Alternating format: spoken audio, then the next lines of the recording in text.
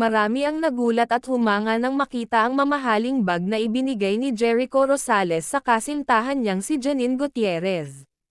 Sa social media, naging usap-usapan ang presyong maaaring umabot ng libo-libong piso para sa naturang bag. Marami ang nagtatanong kay Jericho kung magkano ang halaga ng nasabing regalo.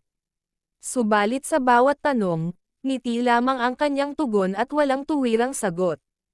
Sinabi ni Jericho na ang presyo ng regalo ay hindi mahalaga sa kanya. Ang mas importante umano ay napapasaya niya ang kanyang kasintahan.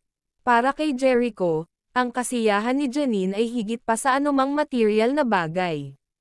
Ipinakita nito ang kanyang pagiging mapagmahal at maalaga sa kasintahan. Dahil dito, mas lalong hinangaan ng kanilang mga tagahanga ang kanilang relasyon.